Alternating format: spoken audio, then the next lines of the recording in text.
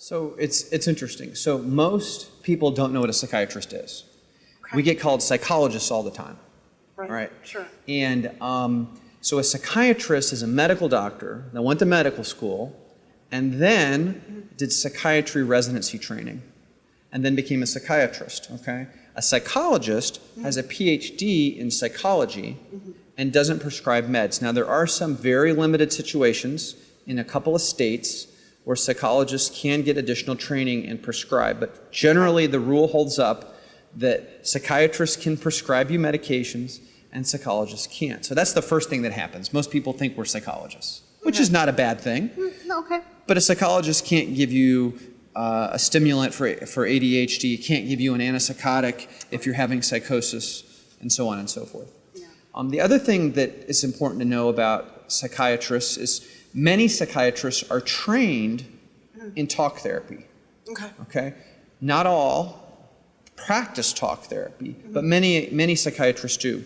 So some psychiatrists spend all their time prescribing medicines, short visits over and over again, and some psychiatrists do talk therapy and medication. So there's different flavors, just like there's different flavors of ice cream. Okay. All right?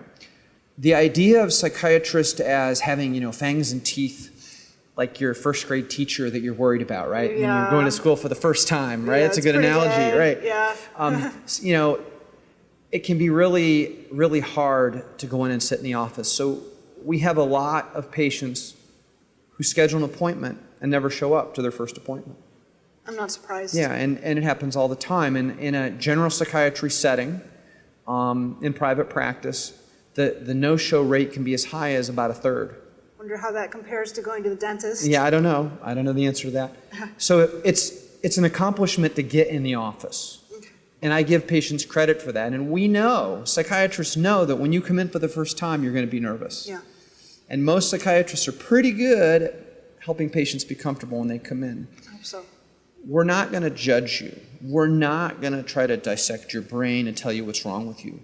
We're really interested when you come in to see a psychiatrist in hearing your story, hearing about what makes you you. Most psychiatrists go into psychiatry because we're fascinated by the psyche. I could never be a surgeon. I would get bored out of my mind taking out gallbladders and appendixes all day. All right? Every patient's psyche is so different. Every patient is unique. And that's what makes it interesting, and that's what we're interested in, is your story and what makes you unique. So think of it when you're going to the psychiatrist as an opportunity to tell your story to somebody who's sort of an expert in listening and really interested in what you have to say. You've mentioned an interest in the psyche. Is that the main reason why you went into psychiatry, or did you have an inspiring experience in your life that led you to study psychiatry? So I came to psychiatry late in the process of medical school. So as you know, I'm a double doctor. What that means is I have an MD, a medical doctor degree, and a PhD, which is technically a doctor of philosophy. My PhD is in pathology.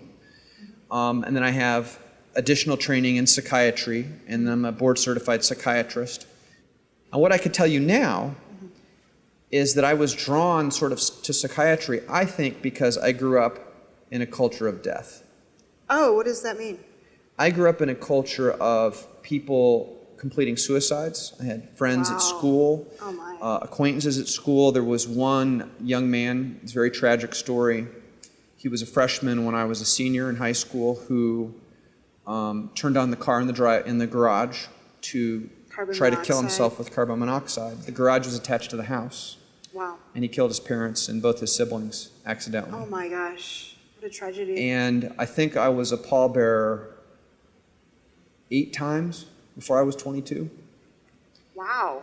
And those experiences were part of me, but they weren't integrated with medicine until I realized at the end of my 3rd year of medical school, wow, I'm really drawn to this. I wonder why. And it's because I'd seen so much grief and so much loss. I was really drawn to the idea of treating people with trauma.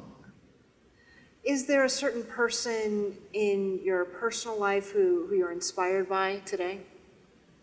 So I've been married for about 25 years. I have 5 children.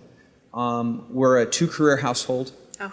My wife is also a double doctor. She's also a psychiatrist. Smart lady. And it's good to know every day when I go home that there's somebody smarter than me who makes more money than I do and is better than me at a lot of these things. I'm not sure when I buy that, but... And yeah, my wife is probably the person that inspires me the most.